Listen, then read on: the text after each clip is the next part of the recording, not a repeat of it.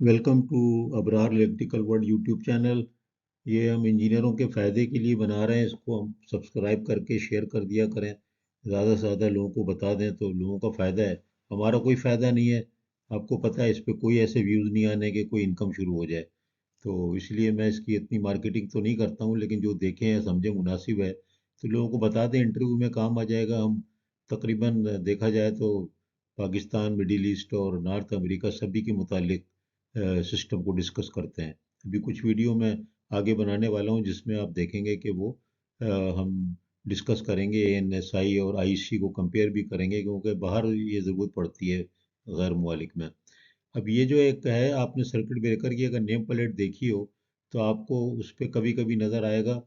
आमतौर पे होता है एसएफसिस के जीआईएस का देखें या कोई भी ब्रेकर देखें तो उसमें एक लिखी होती है क्लास, जिसके आगे लिखा होता है सी एम, कभी ई, कभी C1 C2, कभी M1 M2। तो इसका क्या मतलब है ये मालूम होना चाहिए। स्पेसिफिकेशन में मेंशन भी होता है। इसके लिए टेस्ट भी करने पड़ते हैं, एक्सेप्टेंस टेस्ट भी इसके लिए होता है, फील्ड टेस्ट भी होते हैं। तो ये क्लास जो है ये नेम प्लेट पे लिखी होती है। तो मैंने देखा नेम प्लेट बहुत चीज़ें हैं जो कि बॉसों को मालूम है, तो उनको मैंने भी बॉसों को छोड़ दिया। लेकिन मैंने कहा ये क्लास ऑफ ब्रेकर, जैसे मैंने देखे हैं बहुत से ब्रेकरों पे लिखा हुआ है C2 M2, जीआईएस वाले ब्रेकरों पे भी लिखा है C2 M2। तो ये आखिर क्या होता है, ज़रा ये देखें, ये बड़े इंपॉर्टेंट बात है। और ये भी आमतौर पर डिस्कशन में नहीं आती। आपको पता है मैं ऐसी चीज़ों पे फोकस कर रहा हूँ जो ज़्यादा डिस्कशन में नहीं आती लेकिन बहुत ही इंपॉर्टेंट है ख़रीदने के वक्त भी, और परफॉर्मेंस के हिसाब से भी, और स्पेसिफिकेशन लिखने के हिसाब से भी। अगर आप कंसल्टेंट के पास काम करते हैं तो उसके लिए भी बहुत अहम है। अगर आप ऑपरेशन मेंटेनेंस में हैं तो उधर भी अहम है। तो देखिए ये क्लासेस है, मैकेनिकल इंड्योरेंस टेस्ट एक होता है और वो करना भी होता है। और ये क्लास इस तरह डिफाइन करते हैं M1 M2। आपके कभी आपके जो ब्रेकर्स होंगे मीडियम वोल्टेज के भी और हाई वोल्टेज वाले भी, 145, 220, 245 जो भी है, आप देखेंगे कि M1 या M2 लिखा होगा। आमतौर पे M2 प्रीफर करते हैं, क्योंकि देखिए M2 में ये टेस्ट किया जाएगा कि मैकेनिकली जो है ट्रांसफार्मर, सर्किट ब्रेकर की कोई भी मैकेनिज्म वगैरह कोई भी चेंज ना हो, और उसके कंटेंट भी चेक किए जाएंगे। 10,000 ऑपरेशन के बाद उसको ऑन ऑफ करेंगे, और उसके बाद 10,000 ऑपरेशन के बाद ये देखा जाएगा कि उसके टिप्स में कोई प्रॉब्लम तो नहीं है, मैकेनिकल कोई स्प्रिंग्स में कोई और चीज़ तो डैमेज नहीं हो गई। इस दौरान ज़ाहिर स्प्रिंग भी चार्ज होगी, मोटर भी चलेगी। तो ये देखें अच्छा खासा एक टेस्ट है। और मैकेनिकल इंड्योरेंस बहुत ही ज़रूरी है। और ये लिखा होता है M2, इसके ऊपर कोई गौर नहीं करता कि M1 M2 क्या है। तो M2 जो है आप तो को ज़्यादातर मिलेगा, और स्पेसिफाई आप भी अगर करें तो M2 करें, क्योंकि 2,000 तो बहुत मुश्किल है, बहुत कम है। फिर देखें C1 C2 भी लिखा मिलेगा। अब C1 देखें low probability of restrike during breaking of capacitive current. इसी तरह C2 देखें, ये वेरी लो प्रोबेबिलिटी है, पहले में लो है, दूसरे में वेरी लो है।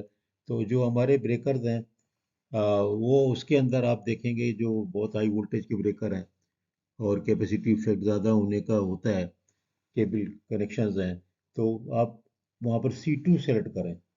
C2 क्लास यानी M2 वहाँ सेलेक्ट करें और C2 यहाँ करें, तो वो बेहतर होगा आपके, क्योंकि प्रोबेबिलिटी जितनी लो होगी रीस्ट्राइकिंग की, उतना ही जो है वो ब्रेकर आपका अच्छा काम करेगा।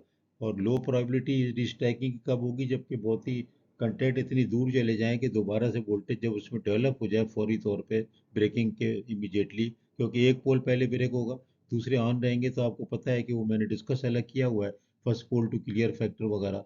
तो कंटेक्ट इतने दूर हो जाएं और आर्क बुझ जाए कि वो जो रीस्ट्राइक अगर हो तो वो दोबारा से वोल्टेज डेवलप अगर हो, राइज हो, तो वो उसके कंटेक्ट के क्रॉस आर्क ना हो और वो दोबारा से आर्क ना बन जाए। तो इसलिए ये देखें, इसमें C2 सेलेक्ट होना चाहिए कि वेरी लो प्रोबेबिलिटी होगी, तो वो अच्छा माना जाएगा।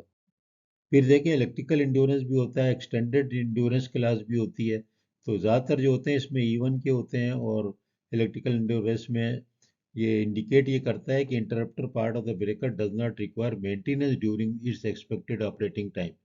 तो इसमें जो है देखें E2 जो है क्लास, ये सिर्फ अप्लीकेबल फॉर ब्रेकर अबव 52 है।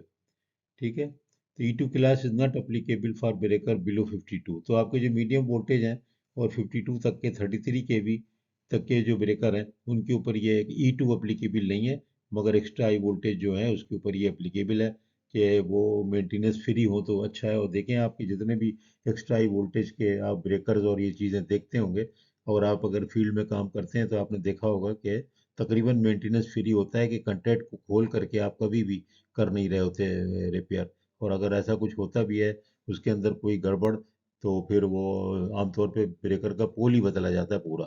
खोल करके मेंटेनेंस जो है करना उसका बहुत मुश्किल काम है, या तो फैक्ट्री में रिफर्बिशमेंट की जाए। तो इसके अंदर जो है ना E2 हमें सेलेक्ट करना चाहिए, ताकि इसमें कोई भी मेंटेनेंस इन्वॉल्वमेंट ना हो। ये E2 जो है बहुत इंपॉर्टेंट है, एक्सटेंडेड यानी कि एक्सटेंडेड ये जो है ये वाला ये एक्सटेंडेड, इसी का एक्सप्लेनेशन फर्दर यहाँ पे दिया हुआ है।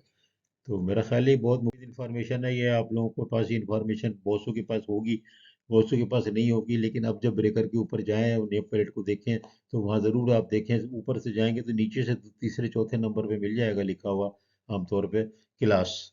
और वो क्लास देखें, वोल्टेज क्लास भी होती है, करंट की भी क्लास होती है, इंसुलेशन की भी क्लास होती है, ये बिल्कुल डिफरेंट टाइप ऑफ क्लास है। हर तरह की क्लास डिफाइन करनी होती है। इंसुलेशन क्लास भी आप डिफाइन करते हैं A B C, जैसे मैंने बताया ट्रांसफार्मर है तो A क्लास है, लेकिन कोई और भी इंसुलेशन, जहाँ पर भी इंसुलेशन है, बस बार का इंसुलेशन है कोई है तो क्लास ऑफ इंसुलेशन है। लेकिन ये क्लास है, ये देखें परफॉर्मेंस से है, ये ऑपरेशन से है, ये परफॉर्मेंस से ताल्लुक है, बहुत ही इंपॉर्टेंट है। तो इसको आप शेयर करें अगर मुनासिब समझें तो, सबको बताएं, लोगों को फ़ायदा है इसमें।